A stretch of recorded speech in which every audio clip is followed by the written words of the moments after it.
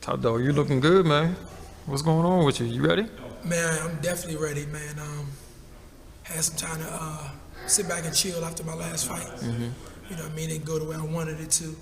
You know, but I had good preparation. Had a good team behind me, and we just came up short.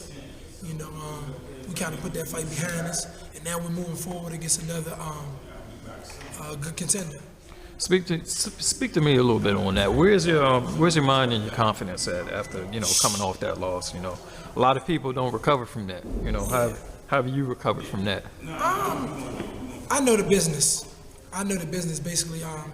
I've been in boxing since I was born into boxing. You know, born into it. You know, I actually came into the gym and started training when I was like 5 years old. Yeah, because your dad was boxing. Yeah, my dad. You know, I pretty much know how the business goes. You know, a lot of people, they take their first loss or second loss, and it's like career ending. But I was there when my dad took losses, and I took my loss, my first loss against Gabriel Campillo. I came back like a raging bull, because I knew that, that wasn't supposed to happen. You're right, a lot of people can't recover from losses. Yeah, mentality is different.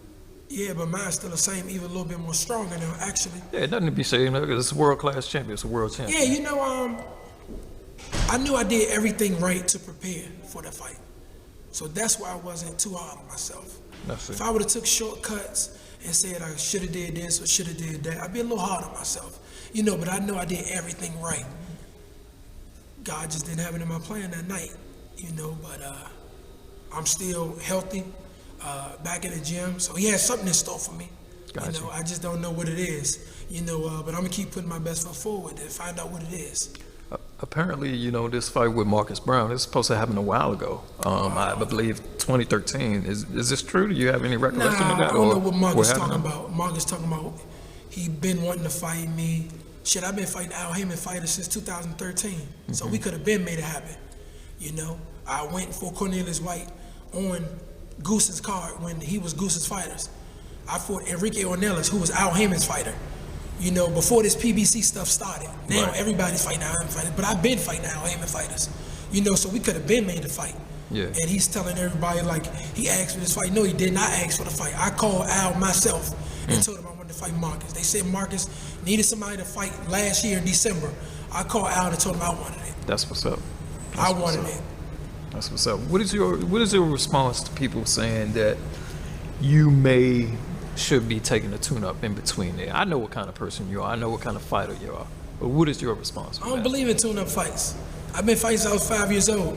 I took 11 months off and came back and fought another top light heavyweight. You know what I mean? I don't really believe in tune-ups. And plus, tune-ups ain't gonna keep that money in my pocket. And I'm just being honest. Yeah, let's be real on it. Tune-up person mean tune up money, and I don't need no tune up money. You know what I mean? I got 3 babies, three daughters, so tune up really ain't gonna help me out, But at the end of the day, I want to fight the best person at that time. Who they looking at. Yeah. They looking at this guy Marcus because he was an Olympian, he's undefeated. So that's the person I want to knock off. I see, and that's more the reason. That was part of the answer to my next question because you wanted to stay in the mix, and you didn't want to leave anything to the judges. Explain that a little bit more. Get into that. You can't box forever. You want to come in and make your mark, and then go about your business and go into another venture. You know what I mean? By me fighting my last 4 or 5 opponents, that's more than people gonna fight their whole career probably. My last 5 opponents are like top guys. We're 4-1 with that. You know what I mean? So it is what it is.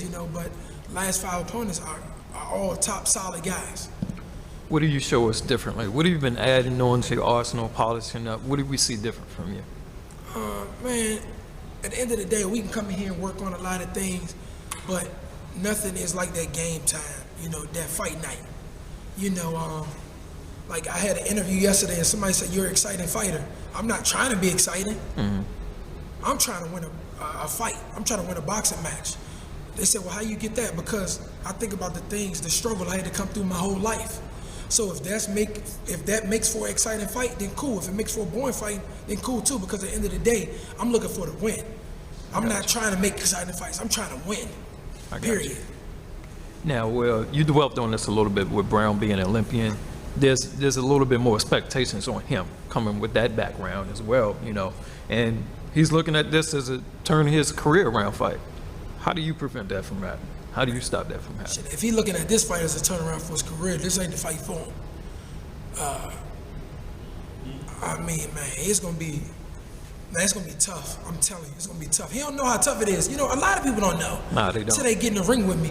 Man, I mean, Adonis Stevenson, yeah, he stopped me. But that shit was tough on him, though. Yeah. It was tough. It was tough on him. It was tough on me. Yeah. You know what I mean? When you get to that level, it's tough in there. You know, it might look like a lot from the outside, but when you get in that ring, it's just me and you. No coaches, no nothing. Just me and you. And it's a warrior sport. And only one man can prevail at the end of the night, and that will be me. You're sharing this card, of course, with Adrian Browne and some other locals, and Lamont and Anthony Peterson. Yeah. Those guys, being that you guys are like from the same city, from that same area, what does that mean for you? That's cool. You know, I kind of look up to Lamont as a big brother in the sport, but I think that DC should have a little bit more unity. You know, absolutely. You know, a lot of these other guys, Philly, New York, they posted pictures of other fighters in the area, do this, do that. Here, we kind of like pick and choose. You know, we kind of pick sides and this. Oh, we'll mess with this people, we'll mess with them people. We should all come together. If we all came together and like held like a training camp together, man, that thing would be awesome. You know, we have some of the most super mega camp. Man, we have some of the most talented fighters in the world here. You know, but sometimes personal egos from coaches, personal egos from managers prevent fighters from taking that switch, that climbing that mountaintop and reaching. You've been there personally. Yeah, man, there's a lot of coaches around here that really don't mess with him. I don't mess with him. Everybody, I'm open for anybody coming over here sparring. You know, if you gonna come over here and you gonna work and not gonna have the other bull crap, you know, we can work. You know, but if you coming in, you know, we got out on this person, we got out, man, you sparring. That ain't nothing. We ain't doing nothing. That ain't nothing. You know, we need to all come together as DMV, you know, and I'm being like a big brother right now in the sport, someone who's ranked pretty high, you know, who the younger guys can look up to, saying that we need to have unity in the DMV. We all need to come together, put our egos to the side, and come together as family. You mentioned that a lot of people tell you're a sighting fighter, and that is true. A lot of fans are telling you that they're really starting to take notice of your activity now, and that, you know, you're a guy that really goes out on the shield. How are you dealing with that recognition? Is that something you want to be known for? Once again, I ain't really trying to be excited. I'm not really trying to be excited, you know? I'm not trying to go back to where I came from, you know? I'm thinking about my struggle coming up, you know? I'm thinking about my daughters. I'm thinking about my future. I'm thinking about a lot. So I'm just putting it all out there. Like, it's whatever. You're gonna have to just knock me out, or I'm gonna just beat you up real bad, or I'm gonna knock you out. You know what I mean? I'm not trying to be excited, though. I'm trying to, beat you up and win a boxing match. I got you, man. Anything, I'm gonna close it out because I don't want to wrap up too much of your time. Anything you want to say to your fans, supporters? Man, to my all supporters, man, I just pray that y'all just continue to support me. I guess I'm gonna keep giving you exciting fights because I'm not gonna change the way I fight. You know, I want to thank Ty Barnett, Next Up Boxing, for letting me. Ty Barnett over there, Ty. What's up with you? You know, let me use this facility, you know, for my training camp. You know, real nice place to train. You know what I mean? I've been feeling good. You know, I had a nice place to train. Nice, warm. It's cold outside. Yeah. You know, so I just appreciate him, and I appreciate my team, man. Everybody just keep supporting me. February 18th. It ain't no stopping. It's Top Dog back. That's a lot of Top Dog. Thank you.